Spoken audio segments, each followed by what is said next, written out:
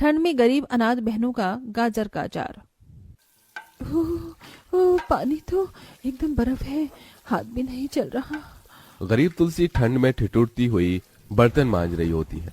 उसका एक ध्यान बर्तनों पर तो एक ध्यान उसकी तीनों गरीब बेटियों पर बटा था, जो कड़ाके की उस ठंड में झोपड़ी में बैठे उसका इंतजार कर रही थी। तभी 8 साल की मोनी ने भूख से कहा, दीदी, माँ कब आएगी? मुझे बहुत भूख लगी है और ठंड भी लगी है। मोनी मेरी बहन, थोड़ी देर और इंतजार कर ले, माँ बस आती ही होंगी। तुलसी की तीनों बेटियां उसका इंतजार कर रही होती हैं। वहीं दूसरी तरफ वो दुख उठाकर अमीरों के घर बर्तन मांज रही थी। तभी वसुंधरा उसके आगे और भी गंदे बर्तनों का ढेर पटक कर कहती है, तुलसी, ये सारे बर्तन भी मांज कर जाना। और ये क्या, तूने अभी तक पहले के बर्तन नहीं मांजे? इतनी धीरे हाथ चलाएगी तो कैसे काम चलेगा? मेम साहब, आज मेरी तबीयत ठीक नहीं है। लेकिन अमीरों के मन में कहाँ दया होती है। बर्तन मांज कर तुलसी पैसे मांगती है। मेम साहब, देरी हो रही है, पैसे दे दीजिए। आपने कहा था बर्तन के बाद भी देंगे। अब तो रात हो गई है और रात को लक्ष्मी नहीं देते, पैसे कल ले जाना। मेरी भी मजबूरी को समझिए मेम साहब, मेरी बच्चियां घर में भूखी बैठी हैं, एक दाना भी नहीं बनाने को। मैं क्या उन्हें खिलाऊंगी इस ठंड में? कह दिया ना, अब चल जा, मेरा दिमाग मत खा। तुलसी दुखी मन से घर लौट आई। घर में थोड़े से गेहूं के सिवा कुछ भी नहीं था। वो हाथ चक्की पर गेहूं पीसकर रोटी बनाने लगती है। बड़ी मुश्किल से गिनकर 3 रोटी बनी है, अचार के साथ खिला दूंगी। तुलसी ने अचार देने के लिए डिब्बा उठाया तो देखा कि उसमें थोड़े से मसाले के सिवा कुछ भी नहीं था। तभी दुखी मन से उसने कहा, हे भगवान, आज तो अचार भी खत्म हो गया। अब कैसे खिलाऊं अपनी बेटियों को रोटी? इतनी गरीबी क्यों दी है तूने हमें? कहते कहते तुलसी रो पड़ी। तभी गौरी ने कहा, माँ, आप हमको यह अचार का मसाला दे दो, हम इसी से रोटी खा लेंगे।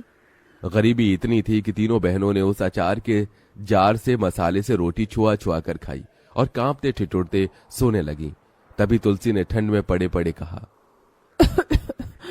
सीमा बेटी, अगर कल को मैं ना रही तो तुझे ही अपनी दोनों बहनों का ख्याल रखना है। माँ, तुम ऐसे क्यों कहती हो? तुम्हें कुछ हो गया है क्या? तभी रोते मन से तुलसी ने मन में कहा, तुझे कैसे बताऊं, मेरी बच्ची, मुझे कैंसर जैसी भयानक बीमारी लगी है जो कि मुझे ले बीतेगी। तुलसी को जिस बात का डर था वही हुआ। वो रात जैसे तीनों बहनों पर अंधेर बनकर टूट पड़ी और तुलसी सदा के लिए दुनिया को छोड़कर चली गई। पिता का साया तो तीनों से पहले ही छिन चुका था। तीनों बहनें अनाथ हो गईं। दिन बीतते गए। उस घनघोर गरीबी में उनके खाने तक के लाले पड़ गए। दीदी, मुझे बहुत भूख लगी है। मुझे भी भूख लगी है दीदी, और इस घर में ठंड भी है। ऐसे में 13 साल की सीमा की हिम्मत भी आधी हो गई। उसने चिंता से कहा, मोनी, गौरी, बहनों, घर में बनाने को एक भी दाना नहीं, मगर हमारे पास खेत तो है, क्यों ना हम वहां से गाजर उगाएं। अब 7 साल की मोनी और 11 साल की गौरी दोनों भी उस ठंड में भी खेत में सीमा का हाथ बटाती और भूख लगने पर तीनों बहन रूखी सूखी रोटी और अचार खाकर गुजारा करती। उफ, दीदी, ये जमीन तो बहुत ही बंजर है। इसको जोतने के लिए ठंड में 3 दिन से हम लगे हुए हैं, मगर कुछ नहीं हो पा रहा है। आज के लिए इतना बहुत है, चलो घर चलते हैं। तीनों हाथ पांव से कोड़े घर आ जाती हैं। अरे, पानी तो है ही नहीं, लेकिन मैं पानी लेकर आती हूँ। ये कहकर सीमा उस भयंकर ठंड में कमर में घड़ा लिए पानी भरने नदी पर आती है। ठंड इतनी थी कि हर ओर घना कुहासा छाया था।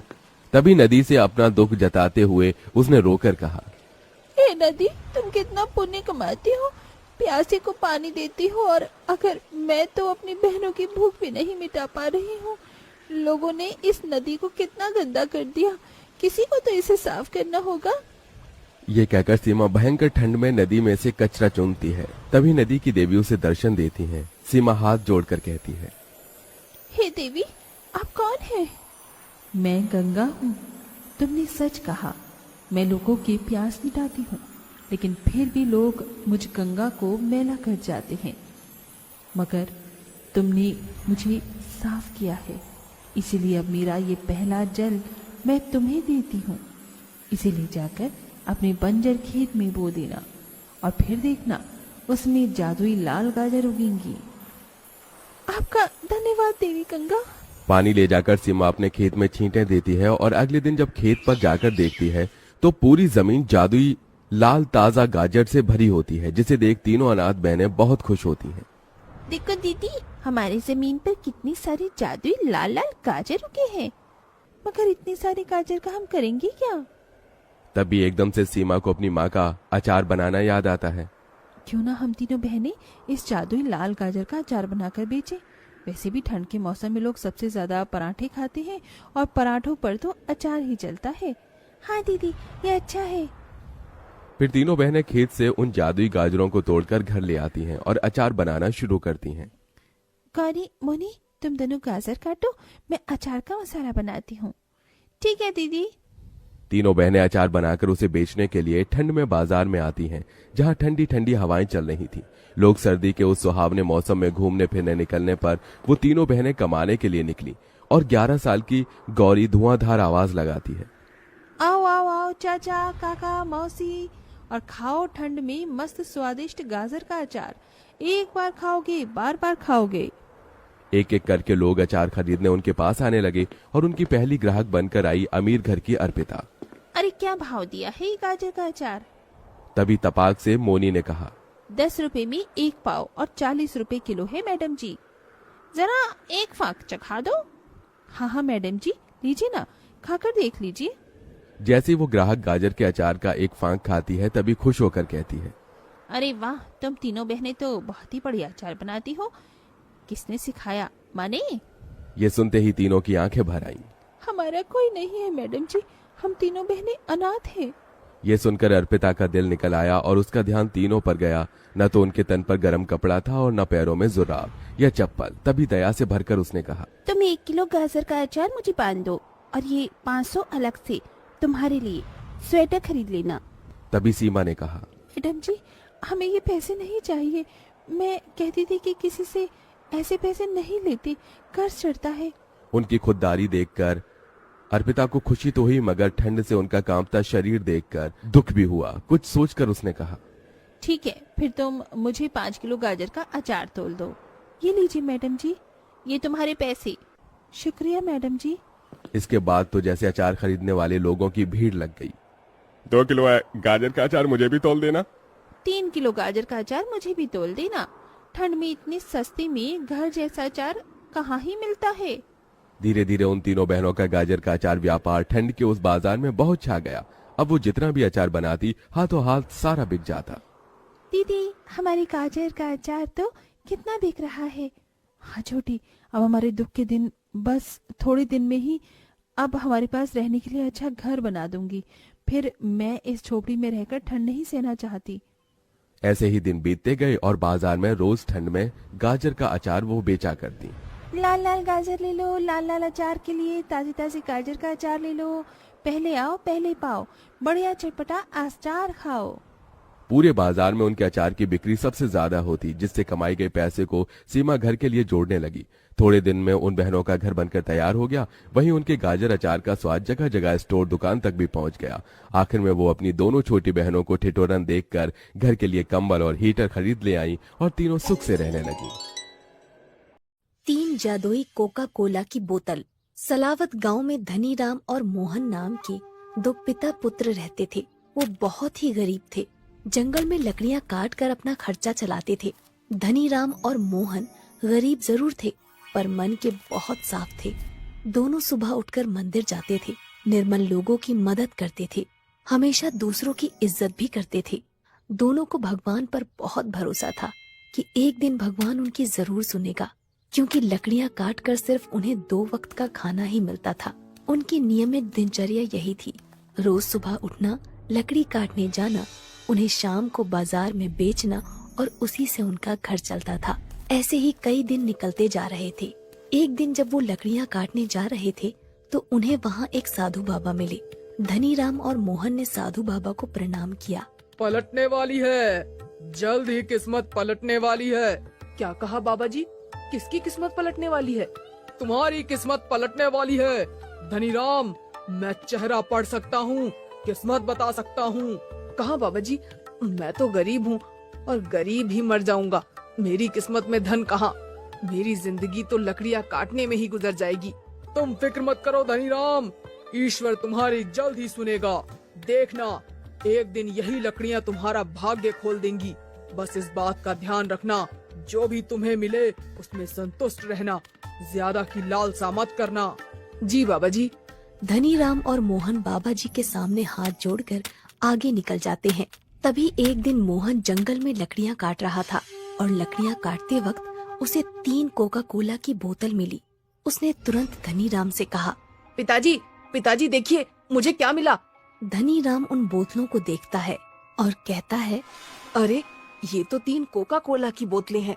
आओ पिताजी जरा आराम करें और इन कोका कोला की बोतलों से अपनी प्यास बुझाते हैं। पर जैसे ही मोहन पहली कोका कोला की बोतल खोलता है तो एक बोतल से बहुत सारी कोका कोला की बोतलें निकलना शुरू हो जाती हैं और वो ये देखकर घबरा जाता है और वो झट से ढक्कन को बंद कर देता है। फिर वो दूसरी कोका कोला की बोतल का ढक्कन खोलता है और उसमें से चिप्स के पैकेट और नमकीन निकलना शुरू हो जाते हैं। वो इसको भी तुरंत बंद कर देता है। इसके बाद वो तीसरी कोका कोला की बोतल खोलता है और तीसरी कोका कोला की बोतल में हैरान करने वाली बात ये थी कि इसमें सोने के सिक्के निकल रहे थे और वो इस बोतल को भी तुरंत बंद कर देता है। इसके बाद उन तीनों बोतलों से एक जादुई शक्ति निकलती है और एक परी के रूप में प्रकट होती है।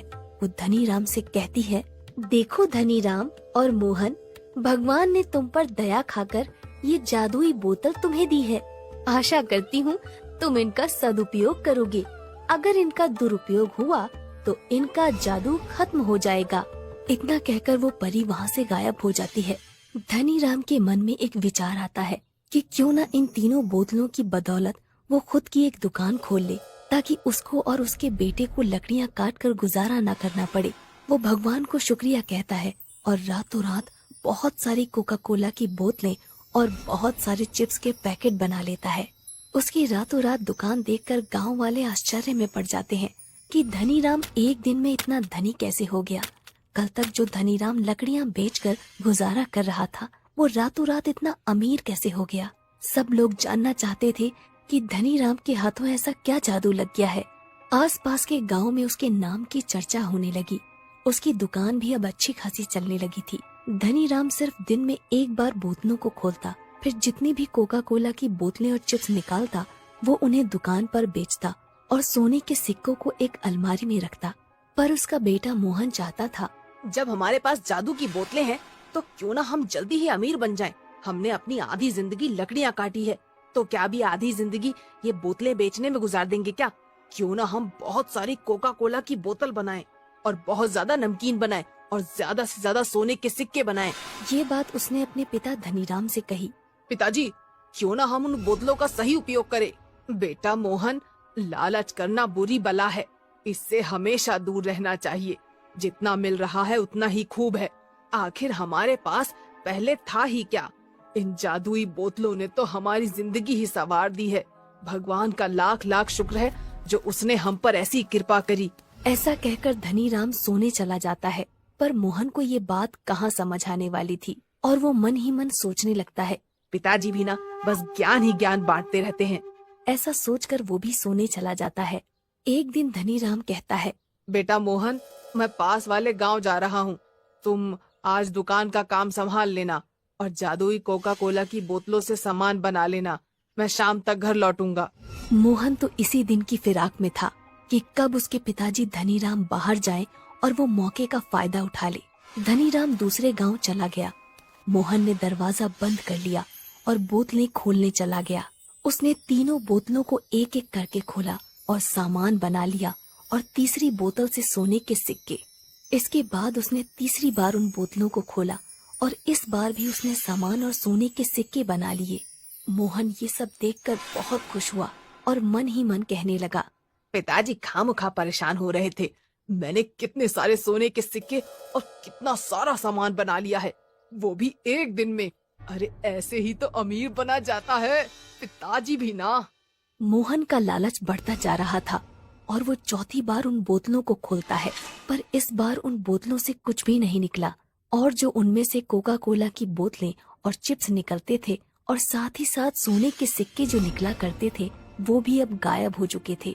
अरे बाप रे, ये क्या हो रहा है? ये कैसे हो गया? मेरा सारा सामान कहाँ चला गया? मेरे सोने के सिक्के वापस कहाँ चले गए? हे भगवान, ये क्या हो गया? अब हम क्या करेंगे? ऐसा कहकर मोहन रोने लगता है। इतने में धनीराम वापस आ जाता है और उसको सारा वाकया पता चल जाता है। धनीराम और मोहन दोनों माथा पकड़कर बैठ जाते हैं और रोने लगते हैं। धनीराम मोहन से कहता है, मोहन, मैं कहता था ना लालच बुरी बला है, पर तुमको तो ये बात कहाँ समझ में आने वाली थी। अब देख लिया इसका परिणाम। अब कल से वापस मजदूरी करने चलना। इसीलिए बड़े बुजुर्ग कह गए हैं कि लालच का फल हमेशा बुरा होता है। दोनों वापस अगले दिन से लकड़ियां काटना शुरू कर देते हैं और इस तरह से लालच उन दोनों को जहां से उन्होंने शुरू किया था वहीं पर लाकर वापस खड़ा कर देता है।